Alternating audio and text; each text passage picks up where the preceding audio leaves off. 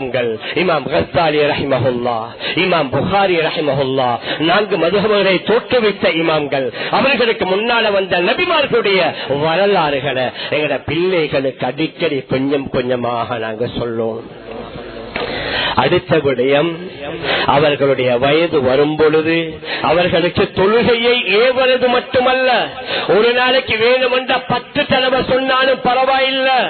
மகன் தொழுதீங்களா, மகள் தொழுதீங்களா, டைமுக்கு தொழுதீங்களா, என்ன அந்த தொழுகையை சடங்கு மாதிரி இல்ல, நேரம் எடுத்து ஆறுதலாக அமைதியாக தொழுகிறார்களா என்று பார்ப்பதும் நம் ஒவ்வொருவருடைய கடமை. எங்கட ஹதீஸ்ல வந்திருக்குது, அடிப்பதற்கு 2-3 கட்டம். மனைவி கணவனுடைய பேச்ச கேட்காத நேரத்துல அதற்கு கண்டிஷனும் இருக்குது. சின்ன குச்சியால முட்டுக்காலுக்கு கீழால அடிப்பதற்கு, அதனால தாறுமாறாண்டு கையில கிடைத்த பொருட்களால கன்னத்தில் எல்லாம் அடிப்பதற்கு அனுமதி இல்ல. இந்த நேரத்திற்கு தொழாவிட்டால், கணவனிடம் கேட்காமல் வெளியில போனால், இது போன்ற காரணங்களுக்காக மனைவியை அடிக்கலாம். அதே மாதிரி பிள்ளைகளை அடிப்பதற்கு ஒரே ஒன்று தான் நம்முடைய பார்வையில வந்திருக்கிறது. 7 வயசுல தொலை சொல்லி ஏவுங்க, 10 வயசாகியும் தொழாவிட்டால் அடியுங்க. ஏன் என்றால் அவ்வளவு முக்கியமான ஒன்று. நாங்க பாடசாலை போனீங்களா, கிளாஸ் போனீங்களா, மதரசா போனீங்களா, உங்களோட பிரத்யேக வகுப்புகளை போனீங்களா, நான் சொன்ன வேலைகளை செய்தீர்களா என்பதற்காக நாங்க கண்டிக்கிறோம். ஆனால் நேரத்திற்கு தொழாவிட்டால் அடித்து தொழவைங்கள் என்று ஹதீஸ்ல வந்திருக்கிறது.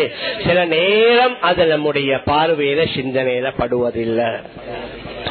அவர்களை மஸ்ஜிதுக்கு அழைத்து கொண்டு வரணும். மஸ்ஜிதில் உள்ள அதற்கு நிறைய சிறப்புகள், அது தனியான ஒரு சப்ஜெக்ட் உண்டு. எங்களை சிலர் நினைக்கிறாங்க ஆங்காங்கே நேரம் கிடைத்தா தொழுதுட்டா போதும். சில இமாம்கள் ஜமாத்தோடு தொழுவதை ஃபர்து ஐன் என்று கூறுகிறார்கள். இன்னும் சில இமாம்கள் ஃபர்து கிஃபாயா என்று கூறுகிறார்கள். சுன்னத்து முஅக்கதா, வலியுறுத்தப்பட்ட சுன்னா என்று இன்னும் பலர் கூறுகிறார்கள். மேலான பெரியார்களே, சகோதரர்களே, அதனால் எங்களை பிள்ளைகளை நாங்க மஸ்ஜிதுக்கு எங்களுடன் அழைத்து கொண்டு வரணும். மஸ்ஜிதுக்குள்ள வருவதற்கு முன்னால மஸ்ஜிதுடைய ஒழுக்கங்களை சொல்லிக் கொடுக்கணும்.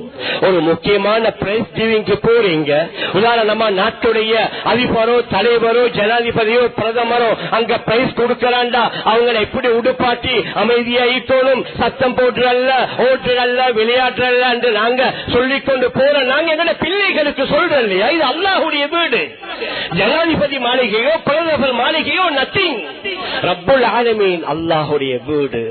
இதற்கும் சில ஒழுக்கங்கள், இதற்கும் சில மரியாதைகள்.